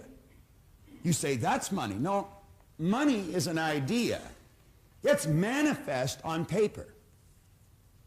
Now, paper used to be wood. I remember when I was a little boy, I lived way up in Michipicoten Harbor. That's about 3 wigwams this side of the North Pole. It's a little north of King Garden, I think.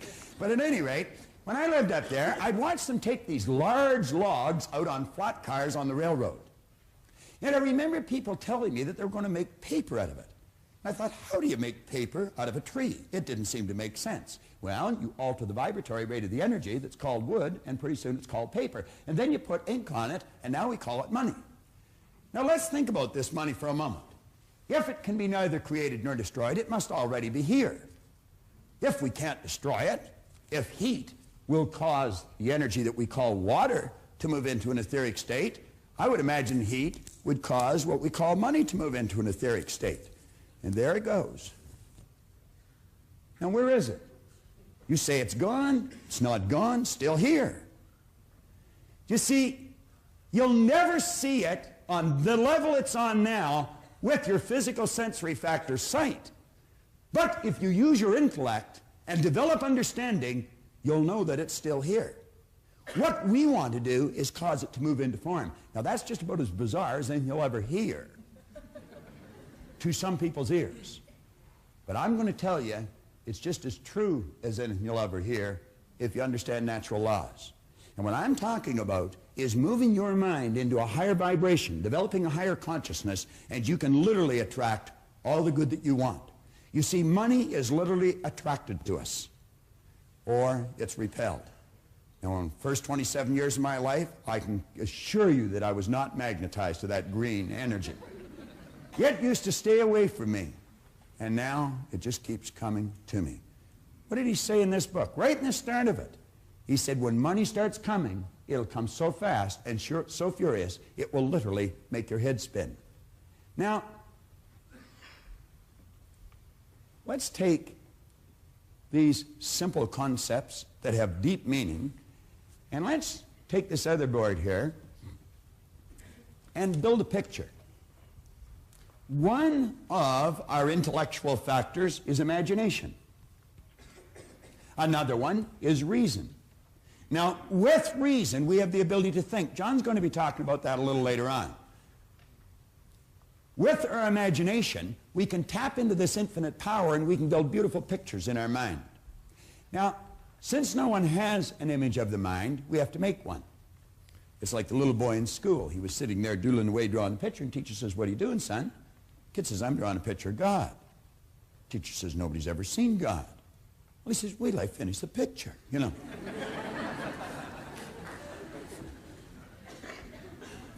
I heard about a gentleman that was running a seminar in Vancouver, British Columbia. I was living and working in Chicago at the time. I, at the time, was prepared to go anywhere to try and find out why I changed. And Vancouver was not too far to go from Chicago. I always sort of laugh when I hear a person say, "Oh, if you hold one of these seminars in the east end of the city, I'll come, but I don't want to drive across the city. I'd walk across the continent if I thought I could get something that would help me understand me better, because I know it's my understanding of me that's going to determine the results that I get in my life, in my happiness, in my health, or in the area of wealth." Well, I flew off out to Vancouver, and I had heard many speakers. I had read many books. I had a ton of information running around my head, but I couldn't get it to fit. And I couldn't get it to fit for the same reason that some of you have never been able to get it to fit. You have no picture in the brain cells of the mind. Do you know there's many psychiatrists that have problems with their patients because they're not giving them an image to work with when they're working with their mind? I have taught this idea to psychiatrists. I had a psychiatrist, Marty Cohen, out in Century City, California, tell me that he made more headway with a patient in 4 visits than he had previously made in 4 years. And the simple reason for it is he gave them order. He gave them a picture to start to work with. Well, as soon as this gentleman got up and started to speak, he was a great big gentleman by comparison to me. He and I looked like Laurel and Hardy when we worked together. But at any rate, the second he got up to speak, I knew this man knew what he was talking about. And I'm going to tell you, I listened carefully. I went over when he was finished and I asked him, I said, "Could I spend a couple of hours with you?" And I'll never forget him looking at his watch and telling me that he was sorry he didn't have a couple of hours. He had to go and catch a plane. Now, he said, "I'd love to spend some time with you," but he said, "I've got to catch a plane." And I said, "Well, I've got to catch a plane too. I don't mean right now." And I said, "Where are you going?" Or he said, "Where are you going?" And I said, "I'm going home." And he said, "Where do you live?" And I said, "Chicago." Well, he said, "What are you doing here?" I said, "Well, I come out to hear you speak." He said, "That's a long way." And I said, "Not for what I got." And so at any rate, I think he was impressed that I had traveled so far. He got his calendar out and I got mine out. And he told me he was going to be in Toronto in a couple of weeks. I said, "Well, Toronto's only an hour from Chicago. It's just up and down. I'll come over if you'll meet with me." Well, the two of us sat down in the Skyline Hotel. And I'm going to tell you, Leland Bell Van de Waal taught me as much in 2 hours. Well, I should say 2 days. No, it wasn't. It was 2 hours. We just spent a couple of days together. But everything fell into place in just a couple of hours. He taught me more in 2 hours than I had learned in 9 years, studying faithfully every day. And he proceeded to tell me, he said, listen, Bob, he said, there's a difference between hearing and listening. He said, you hear with your ears, you listen with your emotions. Now, he said, as you sit here, he said, your mind could take a trip, but your body would stay right in front of me. Now, he said, you'd hear every word I'm saying, but he said, you may not necessarily be listening. He said, if you're going to learn, you're going to have to listen. And you listen with your emotions. You've got to keep your mind with your body. No trips. Now, I said, if you do that, odds are pretty good you'll learn. And he says, there's a vast difference between learning and gathering information. He said, you see, all the way through school, we were encouraged to read, remember, and repeat. Read, remember, and repeat. And if you were able to do that fairly well, you were given the mortarboard of the sheepskin. And they said you had learned. Doesn't necessarily mean you've learned anything at all. You might have learned how to develop your memory, but that might have been the end of it. Now, I'm not saying no one learns doing that. Some do. But he said learning is not gathering information. Learning is when you consciously entertain an idea, you get emotionally involved in the idea, you step out and act on the idea, and you improve the results in some area of your life. Now, he said, this is the name of the game, Bob. He says it's results. Pretty good teacher a long time ago said, by their fruits you'll know them. In other words, you can always tell a person's level of awareness by the results they're getting. If the results aren't there, they have no one to blame but themselves. For 27 years, I blamed everybody. I blamed my parents. I blamed my brother, my sister. I blamed my employers. I blamed the commanding officers I had in the Navy. It was never me, always them. They weren't doing enough for me. They weren't doing it right. The truth was, I wasn't facing up to the truth about me. I was never studying. I didn't know anything about myself. And as a result, the results indicated it. I was unhappy, sick, and broke. Now, he said, Bob, you're going to have to alter some ideas in your mind. But he said, to do that, you're going to have a picture to work with. And he told me about a doctor in San Antonio, Texas, Dr. Truman Fleet. He started the concept therapy movement. He said he attempted to teach the healing arts, and he ran into a problem. He said the medical profession that he was a part of were treating symptoms or effects. They were not treating causes. And he said, if you're ever going to enjoy health, you must treat the whole person. Now, that's called holistic healing. How many of you are familiar with holistic healing? Quite a few. Well, that's where you heal the whole person. You see, you're a triune being. You live simultaneously on 3 planes of understanding. Every one of us are the same. Every one of us. The difference is in our results, but the same here. And that's where it all starts. And that's what we want to understand. When we walk into that office where the broadloom is up to our cheeks and there's a great big oak desk and a battery of secretaries, that person is not that much better than you are. I don't care how big their car is, how much money they've got in the bank. I don't care how pretty they are. They're no better than you, and they're no better than me. See, our problem is we have been living strictly with our sensory factors and never with our higher level of understanding. If a person's skin is a different color, we say they're different. If a person lives on the other side of an imaginary line, we say they're different. If a person speaks a different language, we say they're different. If a person is a different sex, we say they're different. Are they? No. They appear different to our sight. But when we develop a higher understanding, we're going to find out that we're all the same. And when we start to grasp that, then we can start to take action on the results we want. As we see a person getting better results, we can watch and see how they're getting them, and then we can do what they're doing. Napoleon Hill says it pays to know how to buy knowledge. I'm going to tell you the best money you have ever invested is in this seminar. And I'm not saying that because I'm selling it or I'm doing it. And I'm not saying that because John's selling it or John's done it. I'm not saying that at all. I'm saying that because I've studied thousands of seminars, and what we've done is take the very best out of them all and put them in this. When this was introduced to you early this morning, this was advertised as the most effective personal development seminar in the world today. It is, so far as I know. And I'm going to tell you, I've been to a lot of them. And it is because we give you a picture and then we show you how to change things. Well, Dr. Fleet said if we're going to see health, we're going to have to give a person an image of the other side of their personality. And he said, since no one's ever seen the mind, I'm going to make a picture of the mind. Now, he said, let this represent the mind. Then he said, let this represent the thing that we've given all of our attention to now, up till now, the body. And he says it's this thing here that moves into action and causes the results that we get. If we're going to change what we do, or if we're going to change our behavior, we're definitely going to have to change what's going on in here. If we're going to change what's going on in here, we're going to have to understand how it functions. And as he pointed out, there are two sections to the mind, joined together, but different in their method of operation. And he referred to this as the conscious mind and this as the subconscious mind. Now, if you look on page 6 of your action planner, you'll see that drawing. The day Leland Bell Vanderwall drew that on the opposite side of a placemat in the coffee shop of the Skyline Hotel on Dixon Road in Toronto, Ontario, Canada, I'm going to tell you my life changed. I've put that drawing on the board thousands and thousands of times, and periodically when I do, I hear people snicker. But I'm going to tell you, if they stick around, they don't snicker for long.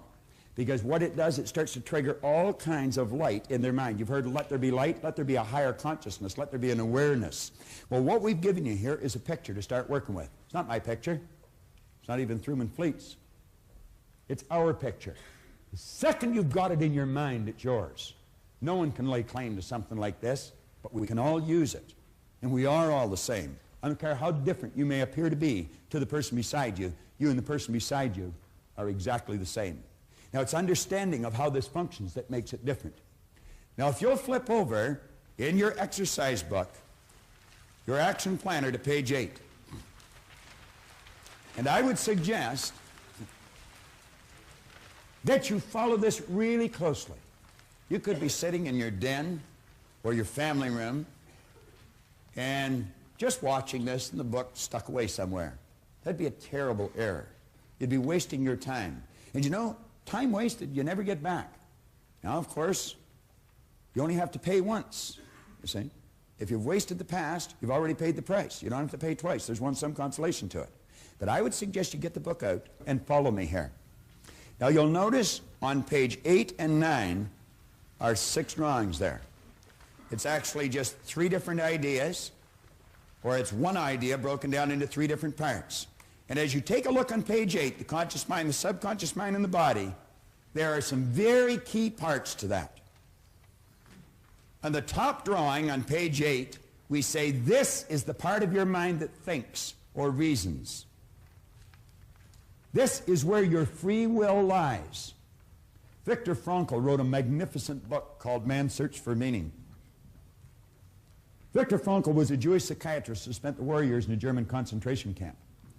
And you know, I don't suppose anyone has ever been subjected to more abuse, intellectually and physically, than someone in one of those camps. I certainly couldn't even imagine it, even although he wrote it very well. But he pointed out, he said, regardless of how they chained us and abused us, they could never take control of our mind unless we chose to let them. He did not choose to let them. Viktor Frankl was a courageous man. He's lived to talk about it. He's lived to teach about it. And I'm going to tell you, he's a wise person. That's where your free will lies. You don't have to follow anybody else. We say the conscious mind can accept or reject any idea. Now, there is no person or circumstance that can cause you to think thoughts or ideas you do not choose. They are the most important lines that you might find in this entire program. Now, what I'm going to do is run over a few ideas, and as I do with each part, on page 9, jot some of them down. Not what I say, but what it means to you. Now, let's understand this right away. What I say, or what John says in this seminar, is not that important. What you see us put on the board is not that important. The different little props that we may use, they're not that important. What's important is what you think as a result of something we may say or you may see on the board. That's what's important. There's something you want, and there might be one idea that we fire out that'll just trigger something in your mind, and away you go. And you can do anything you want. I was talking to Raymond Aaron here early this morning. He's got a millionaires club, and there's many of you in the audience, and I want to congratulate you. I think it's a great idea. He's teaching people how to become millionaires. I watch a lot of people laugh when they say, what? He's already made 100 people have developed a net worth of at least $1 million just through one person's teaching. It's incredible, isn't it? It really is. That's not a crazy idea at all. You want to be a millionaire? You can be a millionaire. Do you want to start your own business? You can start your own business. You can do anything you want. But clearly understand this. If you don't know how this works, you haven't got a snowball's chance in that hot place of doing it. We're just about to the end of this first tape. There's been some very important material covered. It's vitally important that you go back and you read through this book. Possibly even watch the entire tape again before going on to the next tape. Read from page 5 to page 8. Cover your own notes and pay particular attention to page 8 before you go to the second tape. Please understand this. This program will be of little value if you have not established a goal, something you really want, that you're emotionally involved in, that you're working towards. Possibly to help you, before we go to the second tape, we'll take you on a little tour down through some tropical islands.